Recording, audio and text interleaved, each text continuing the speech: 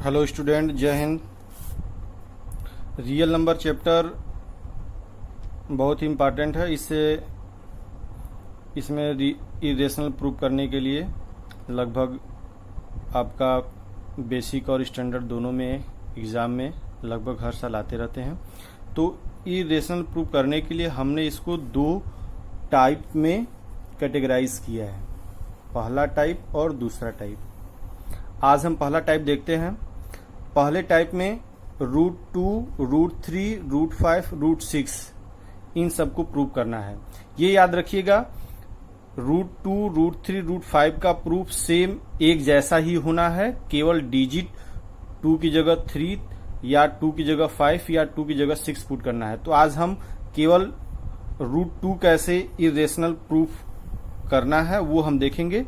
जैसे जैसे हम √2 प्रूव करेंगे वैसे ही वैसे आप √3 का प्रूफ भी कर सकते हैं। सेम 2 की जगह √3 रख करके, √5 रख कर, √6 रख के। तो √2 को कैसे इरेशनल प्रूव किया जाता है वो हम देखते हैं। प्रूव करना है √2 इरेशनल नंबर।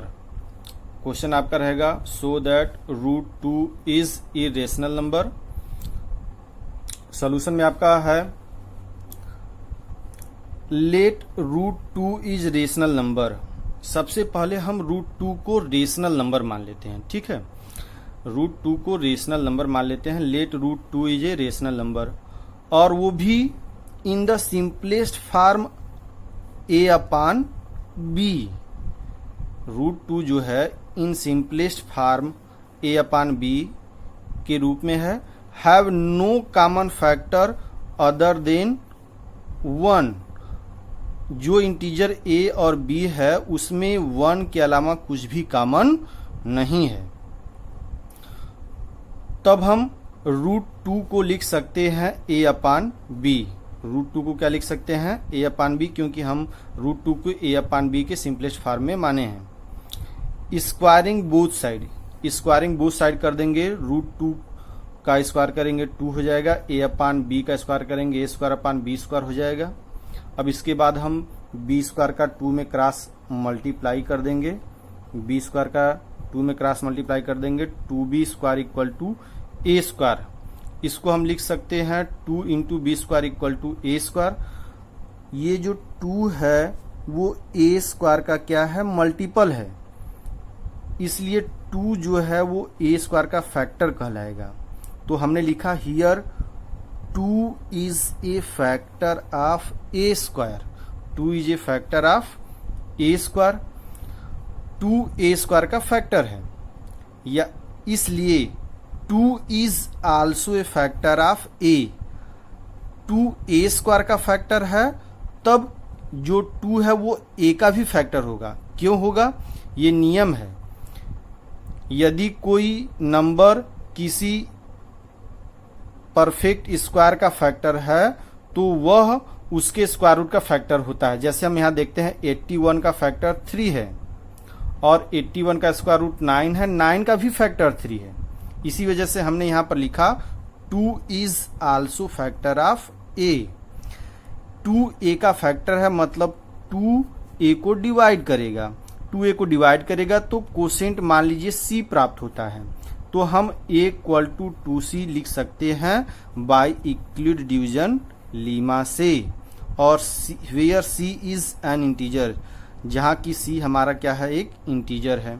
अब ये a = 2c जो है वो पहले इक्वेशन में हम पुट कर देते हैं, क्योंकि इसको हम पहला इक्वेशन रिप्रेजेंट किए, पहले इक्वेशन से रिप्रेजेंट किए हैं।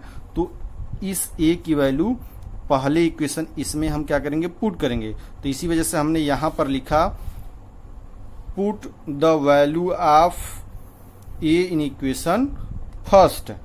अब हम a की जगह 2c रखेंगे। इस इक्वेशन में a की जगह हम 2c रखेंगे तो 2b² = 2c² हो जाएगा।